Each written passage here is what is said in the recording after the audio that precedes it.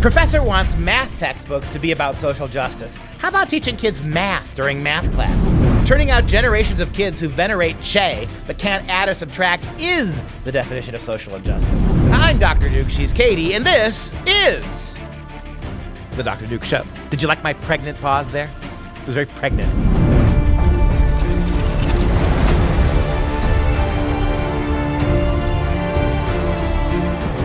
Hello, everyone, and welcome to the Dr. Duke Show, the only place that keeps you educated on the craziness impacting K-12 classrooms and college campuses, pre-Ks, and everything else around the world related to education. Today, we're looking at the wacky world of professors, which is a big world. In fact, a UCLA prof says property ownership may be contributing to climate change. Yes, give up your backyard.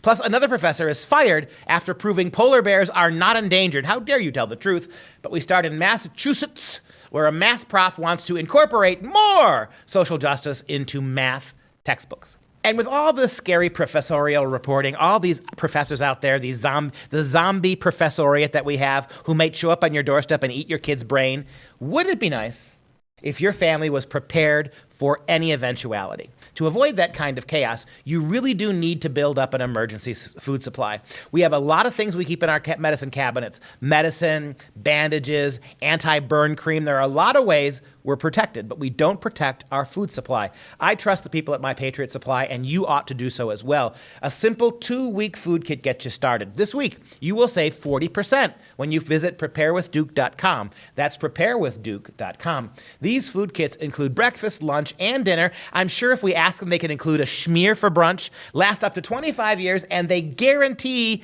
that they will send them to you in just 2 days. That's preparewithduke.com to make sure your kid's food supply is not cut off. All right, and on to that first story. Yes, indeed, a math professor has issued a call for ideas from his Twitter followers on how to advance social justice, advance social justice in a mathematics textbook series, right? This is Chad Topaz, nice name, Chad, was Jeremy Ruby not available?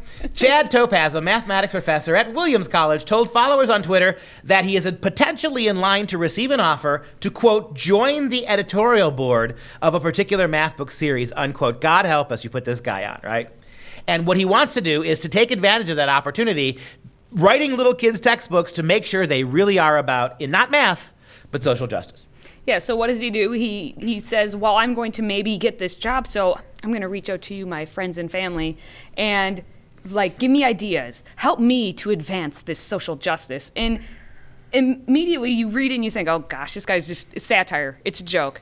No, it's not. This man has a website. He is a professor. He has basically written about all this social justice in math many times and critiqued those who say, can math just be math? Can I read you his Twitter bio? Yes, you can. His Twitter bio. Topaz refers to himself as, quote, a social justice-oriented professor of applied math and data science, as well as a freelance violist and, quote, gay. Oh, three times. What do you see? You've got gay 3 times. You've got social justice multiple times. You've got math once. Oh, what is this guy's big thing? He is a social justice warrior, a gay one who happens to teach math and subordinates math to his gay social agenda. And I looked on his website, and he actually has a top 10 list for equity, diversity, and inclusion in your academic field. And so he gives 10 steps on how to become more, diverse and inclusive. And step number 2 says it all. If you yourself are dealing with issues related to being a member of a marginalized group, get a white male, especially a white cisgender heterosexual male, to help fix it. If you can't find one who will, contact me, because I am a cisgender male, though I am extremely not heterosexual. Gay. Still, I will try to address the problem. Even if you are not personally dealing with issues, if you are a member of a marginalized group, you should not accept the burden of fixing the problem of your marginalization. It is fair and just and proper for you to first expect a white man to do it. Now, I suppose that's sarcasm.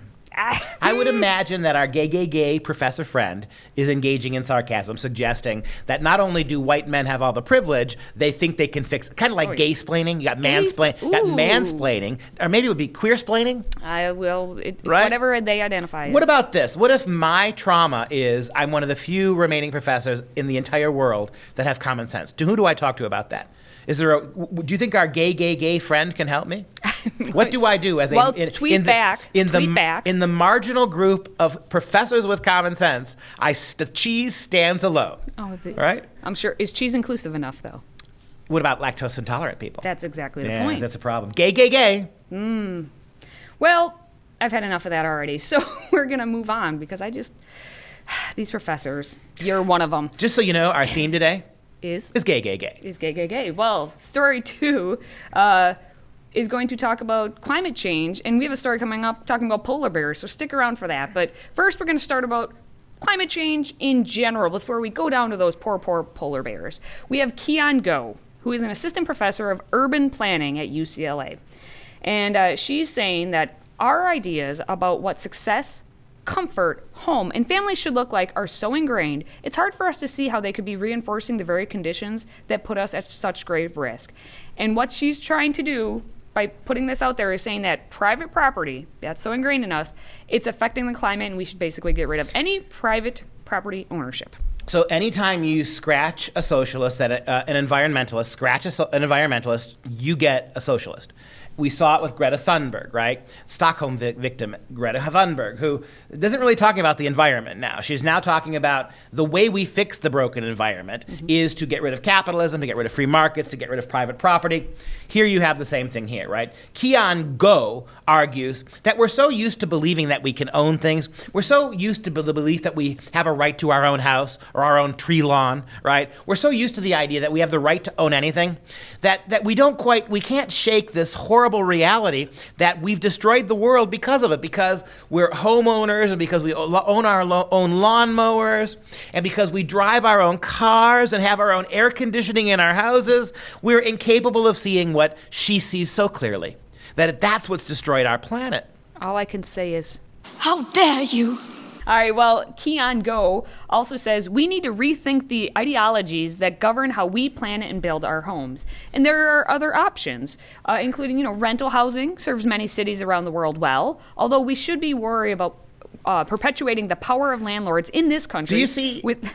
Do you see how every social solution has a socialist problem? Absolutely. But renting houses would be better. Why would they be better? You're still burning energy. You're still heating and cooling them. Somebody's still mowing the lawn. See, this has nothing at an inflated cost.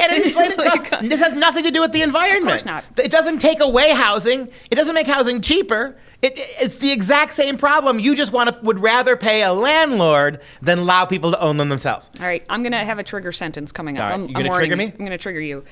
There has been resurgent interest in government-planned and built public housing, including recent legislation proposed by Ilhan Omar, Alexandria Ocasio-Cortez, and Bernie Sanders that would shore up and invigorate the federal system.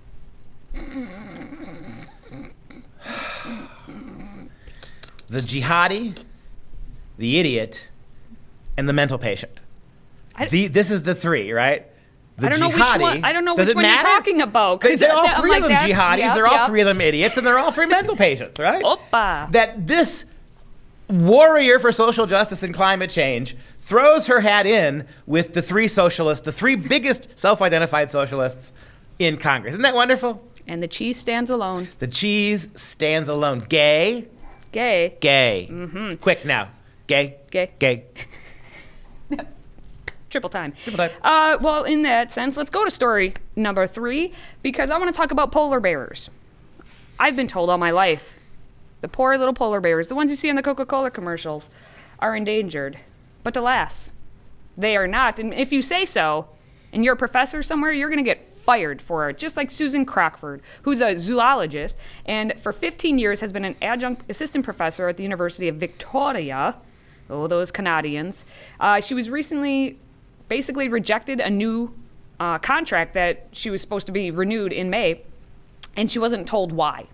She claims that officials at the Canadian University of bowing to the outside pressure that the result of her research has showed that basically polar bear populations, they're stable, they're thriving in some instances, and they're not plummeting like basically everyone has been told for all these years. Personal story, about a year ago in one of my English classes, we were talking about this. I was talking Polar about bears? Yep. Well, tangentially, we were talking about mythology. It's a mythology class. Okay. And I was pointing out how many aspects of modern climate change, like this, has a mythological component, right? That this is a religion you can't challenge, that it's based not on data but on feeling. Feelings. And so I was talking about this, and I pointed out that actually polar bears were doing quite well. Well, I had one young science student who read me the business. She said to me, "You don't know what you're talking about. I study science. I study climate. The polar bears are dying."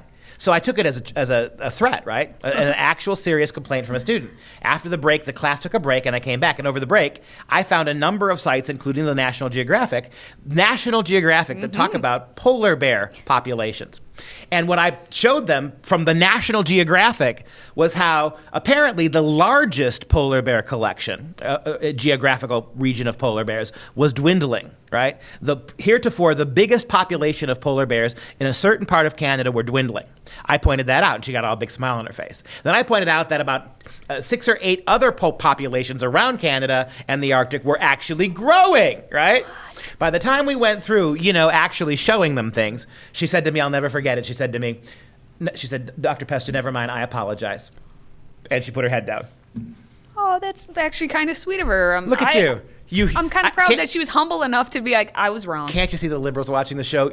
Yeah, Patrick. Yeah, he humiliates a student with false information, Patrick, and you're all moved by that. But this was the thing. One click literally took me 5 minutes to demonstrate to her that what she had learned in her science classes at the university weren't halfucation. Halfucation. It was an example of halfucation, getting half the story. That's- Yep. In some areas, polar bears are just decreasing. In other words, they're growing. That's halfucation. I gave her the full Monty when it comes to education, that is. She couldn't handle the full Monty. Well, that'll do it for our terrific Tuesday here on the Dr. Duke Show. If you'd like to support this program, please consider joining our Patriot Club for $25 a month. Visit drdukeshow.com to get started. And I'd like to thank My Patriot Supply for sponsoring today's fancy show. If you have a business, large or small, we'd love to partner with you. We want you. Visit freedomproject.com/advertise to learn more. For Freedom Project, I'm Dr. Duke. She's Katie. And until next time, stay educated, my friends.